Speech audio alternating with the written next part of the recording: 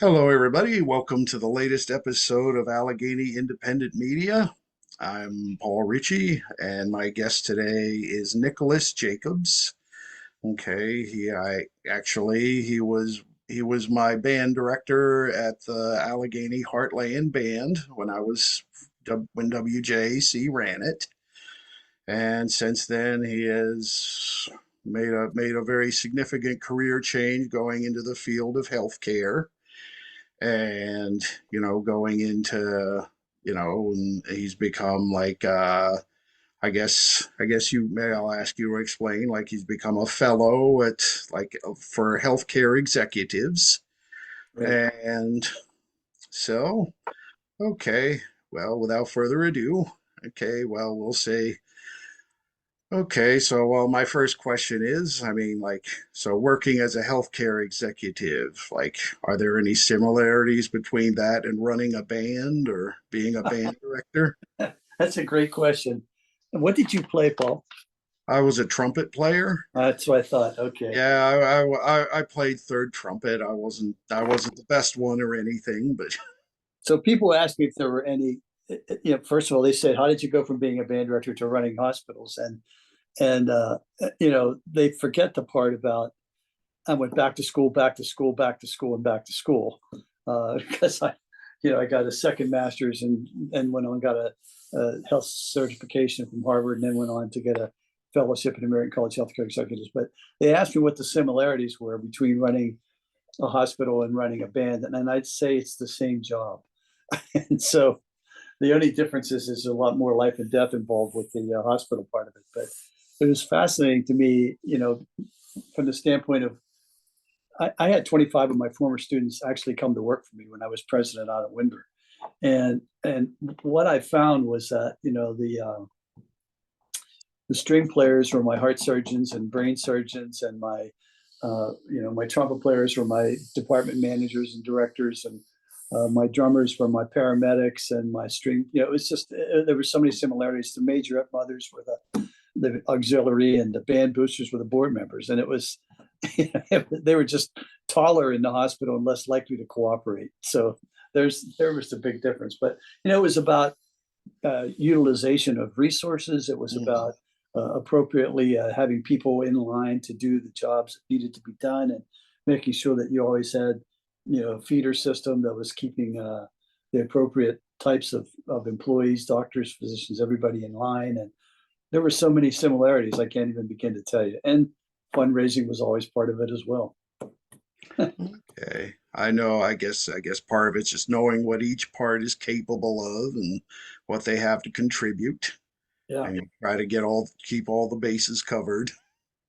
And there are a lot of emotional personalities in both fields. I mean, so it was Yes. there was a lot of dealing with that as well. And it was I can honestly say that I don't regret 1 second of having a music background. I think that it enabled me to do this job in a way that was so unique, and it allowed me to be incredibly creative in the way things were approached. So I don't regret any of that at all.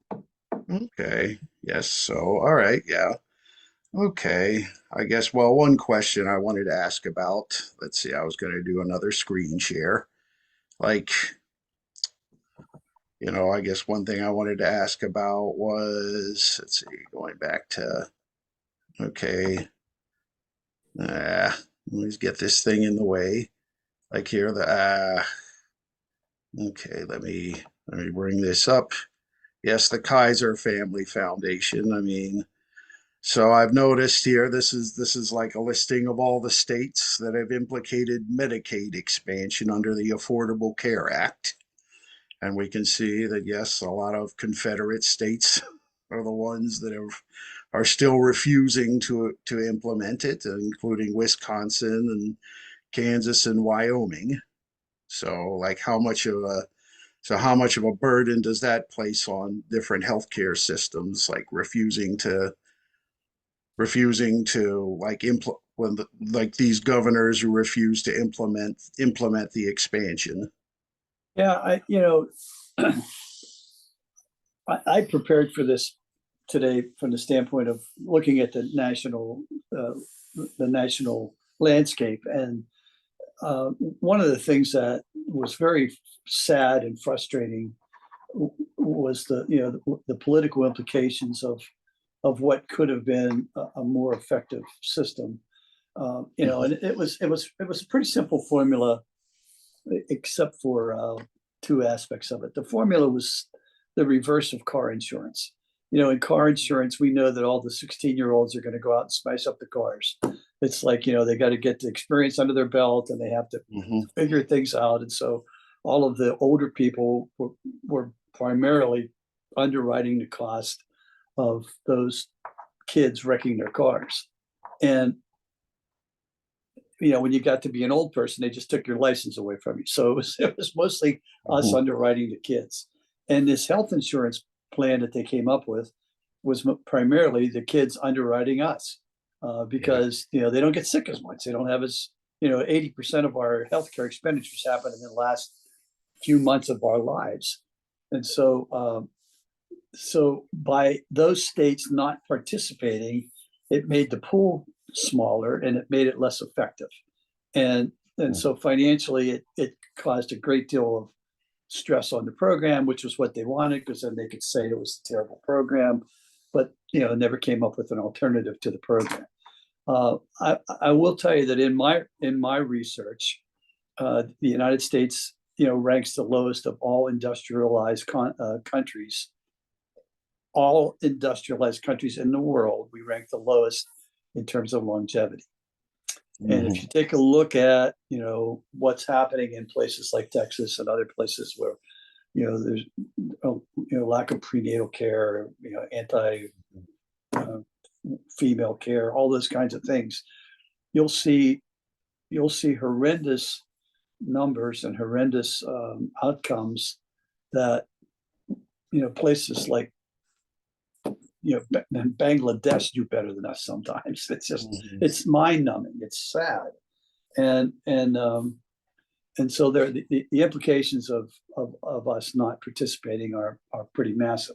Having said that, there are those who would say that the worst thing that could happen is for us to have a single-payer system in the country, and so we are a nation that made its mark internationally by being a capitalistic country. And I learned early on from one of my scientists who came to work for me. He was an MD, actually, from the Middle East, Beirut, Lebanon. Yeah. And he said, we spent our whole life wanting to come to this country. And when we came here, we were shocked because, we knew how amazingly effective capitalism had been.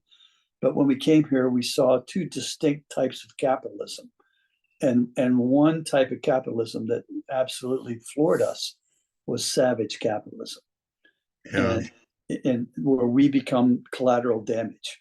And so the citizens that live in those states that don't implement the policies that are available for their citizens, the citizens become the collateral damage for a political statement.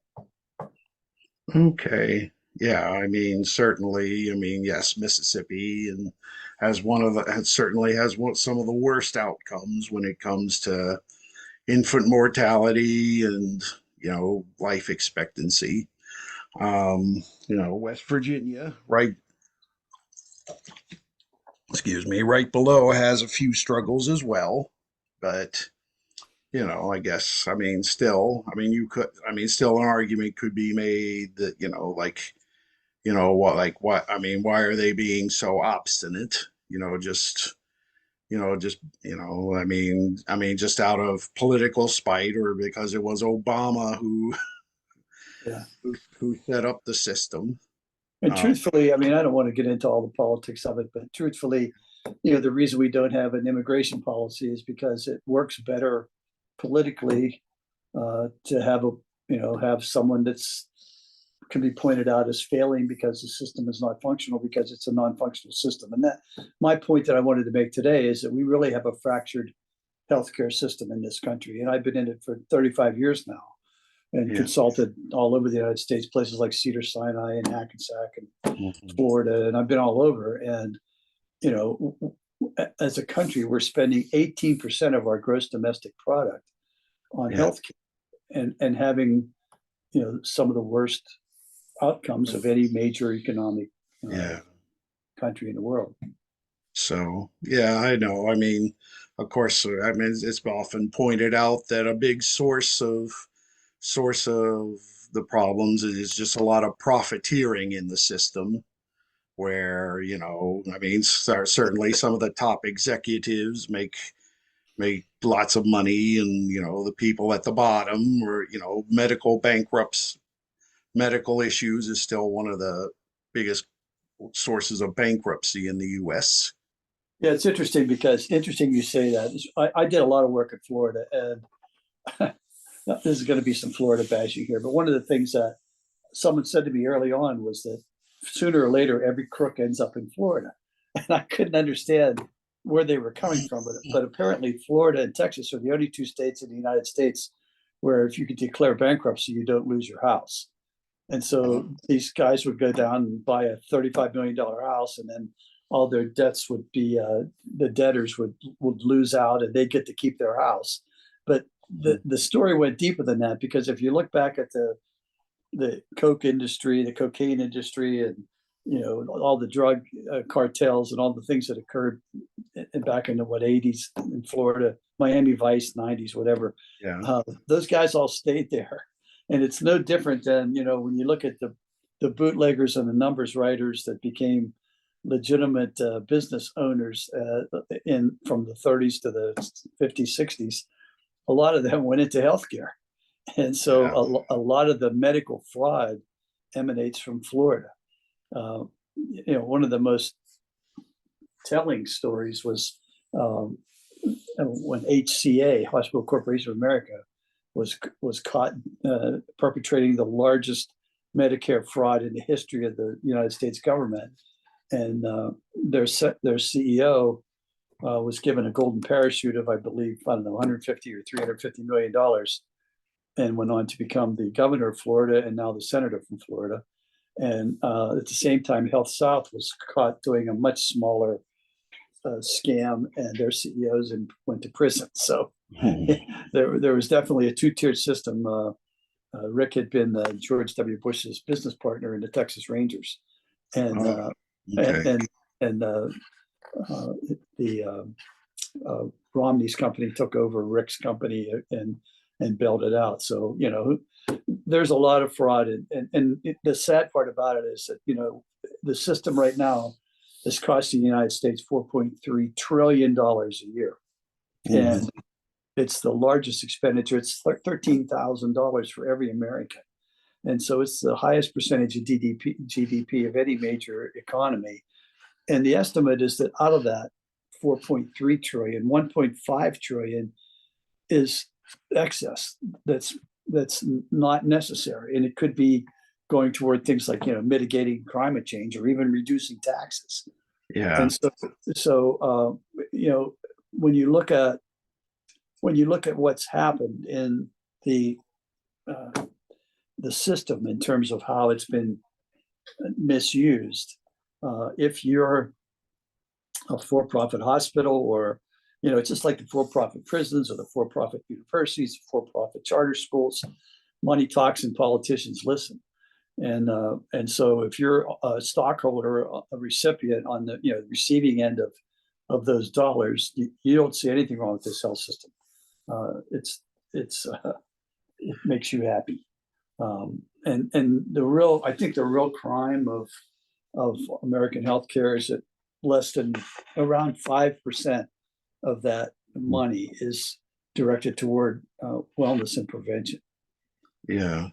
Yeah. So, yes, I mean, certainly there's lots of documentation of those issues. So I guess another issue, I guess certainly placing a lot of strain on that has placed a lot of strain is, of course, the pandemic. I mean, Pandemic, if it hit now, there would probably be 2 million deaths. because what transpired is that, it provided an unexpected exit ramp for thousands of older healthcare employees who either just said, I'm done, I'm retiring, I'm leaving, I'm changing professions, I've had it, I can't deal with this anymore. And it's caused this horrible shortage of highly trained specialists and employees. We're going to need 100,000 doctors within the next 2 or 3 years, and so consequently, the remaining people obviously are asking for more money, and the massive shortages they're not being met. And so, like I said, if that epidemic hit right now, I don't know how we would sustain it, because money has not proven to be the magic bullet of getting people in there. It's interesting to me. I was reading in the paper the other day that, some of the for-profit care providing companies that hire employees and then provide them as temporaries are charging anywhere from $150 to $250 an hour. Yeah. For nurses, for example. Now, I don't begrudge the nurse that could go out and make $150 to $250 an hour. But that same day, I read that a substitute teacher in Pennsylvania is offered $100 to $125 for a day.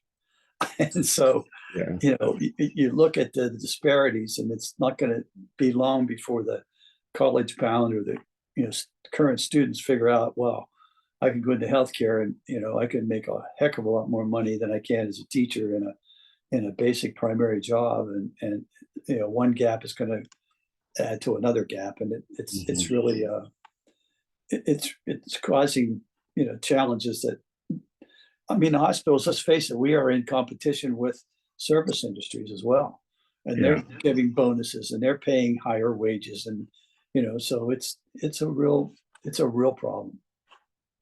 Okay, yes. Yes, there is. I do know there is also still a very stubborn minority in the US that still refuses to get the vaccine. I just feel like, some have argued that if they could have gotten everybody vaccinated right away, the whole virus could have been eradicated. If we could have worn masks and vaccinated, it would have been over 6 months, whatever, after the vaccine was made available. And it's a challenge to, it's like, what are we really trying to approve here? What's really going on? And it obviously boils down to power and money. And if we can keep people divided, not we meaning me, but if people can remain divided, there's more money to be made. And so that's what's going on, and we're being manipulated, to keep us apart. And what's one way to keep us apart? By creating these, mythical distractions and getting us pitted against each other. And, it's heartbreaking. It's really challenging. Yeah. Yes. Certainly I know about, like, so even some of these other conspiracy theories out there, about, some people who propagate these conspiracy theories about Anthony Fauci and the Chinese lab and all that. It's all counterproductive. I know I did look at one of your blog posts, where, I think where you talked about, say, like, you ran into some resistance when you were trying to get people vaccinated or using, say, preventative medicine instead of, in the long run, I guess, certainly a lot of these companies make more money off of keeping people sick than they do after preventing people from getting sick. Interesting story. In 1987, I was at Carnegie Mellon going for my master's in hospital administration. And I was in an epidemiology class, and the professor challenged us to find one thing that would save the most lives that we could implement at our hospital in that winter. And so I chose a pneumococcal vaccine for pneumonia. Yeah. Went back and told our CEO that I thought it'd be great if we gave out free pneumococcal vaccines to the at-risk patients that winter, so that I calculated we could save about 80 lives. Mhm. And this is 1987. And he said, okay, go make a presentation to the physicians, most of whom are passed now, so I can tell this story. Okay. And I went down and made the presentation, and I was attacked. And it was like, how do you think we pay for our college loans? How do you think we pay for our cars? How do you think we pay for our kids' education? Do we really want these people to not get pneumonia? And it was like, oh my God, I couldn't believe Yeah. what I was hearing. And, you know, then turn the clock ahead to 2017, and I'm making a presentation at an East Coast major health system on diet, exercise, stress management, group support. And there are 125 cardiologists involved. And one of them puts his hand up and he says, let's talk about the elephant in the middle of the room here. How are we supposed to make a living if we keep all these people from being sick? And it's like, but you know, in all fairness, the price you pay to be a doctor, you know, the opportunity cost involved in becoming an MD, it's, you know, some of them don't even begin to start their life until they're age 32 or 34. Their business, and they've missed all those years of potential income. And so Yeah. the system is definitely skewed, and not in a wonderful way. And that's why it's hard for them to say no when they get all these perks from like different pharmaceutical reps or. Yeah, that's been pretty much cut out. I think, you know, those days are, my daughter started her career as a pharmaceutical rep, and then that was 20 years ago. And it was unbelievable what was going on at that point. I had one doctor was making 250,000 a year salary, but he was making another 950,000 in perks, you know, and it's like, but those days seem to be, I know a lot of the major health systems won't even let the reps come in and talk to their docs. And there's a downside to that too, because, you know, there's a lot of education that needs to be occurring, but it's an interesting world. I can tell you. Yes, well, I guess that's I guess that the point of this website here is to try to counteract at least some of that, and try Yeah, to inform people. I mean, you know, it's interesting because I had there was a guy who moved to town many years ago to run the Johnstown Corporation. Remember when they purchased it from U.S. Steel or whatever it was, and he had run factories for Ford Wow. Motor Company. Hmm. And one of his observations was that, you know, a series of consultants would go into industry and they would sell a concept, and then after it was, you know, totally saturated regular industry, then they come to healthcare afterwards. And one of the things that came to healthcare was the model of consolidation, you know, vertically integrating companies, so that, you know, what's happening more and more and more is that you have either insurance companies that own hospitals or hospitals that own insurance companies. Yeah. And most of the hospitals are buying their physician practices. And so it's not unlike the old days where, you know, ophthalmologists would help underwrite on optometrists, so they always had a constant feeder system. Yeah. So you have employed physicians, you have a lot of them now own their own durable medical equipment companies and their own pharmacies, and so they own the physicians and the pharmacies and all of it consolidating in a way to garner as much financial stability and strength as they can. But what comes from that is, you know, political power. And Mhm. and what's occurred in Pennsylvania, which has really been an eye opener for me. I mean, I retired in 2009 from running hospitals directly, Yeah. and at that time there were 120 standalone hospitals in the state of Pennsylvania, little ones, Yeah. rural Yeah. and local. And each one of those, when you think about, um, you know, what it's like to be a hospital in Tyrone or Windber or Connellsville or, you know, wherever, you were typically the major employer. And out of that 120 standalone hospitals, 100 of them are no longer standalone hospitals. Yeah.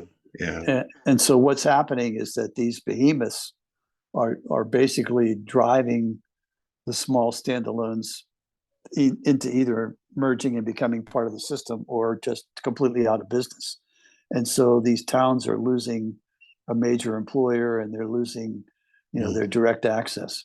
So it's a consolidation model that, you watch the airlines do it, you watch the banks do it, and then it got into healthcare.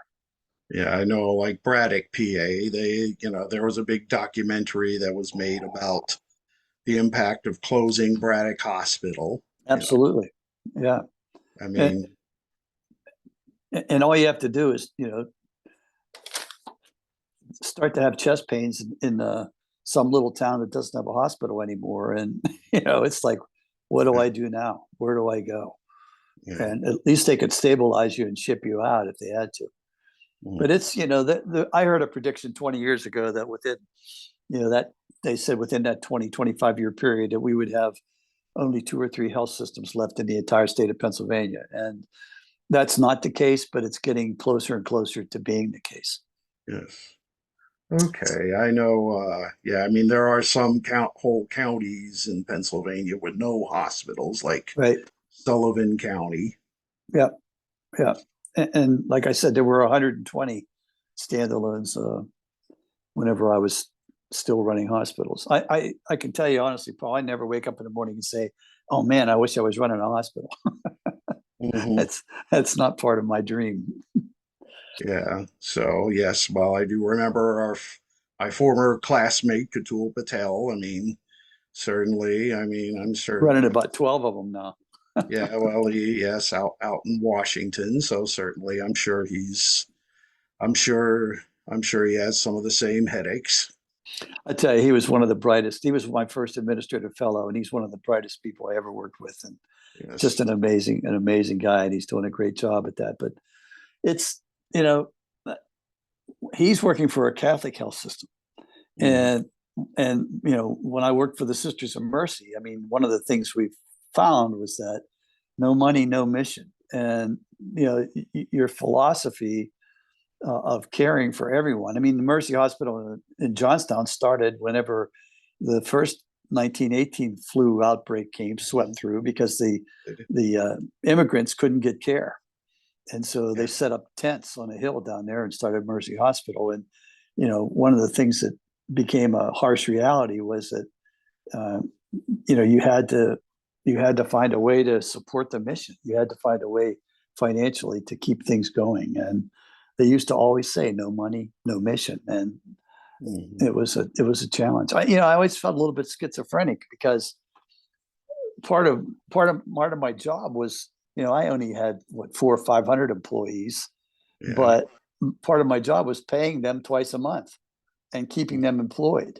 And the other part of I saw my job was providing opportunities in health and wellness for people to take care of themselves. And so it was a teeter totter.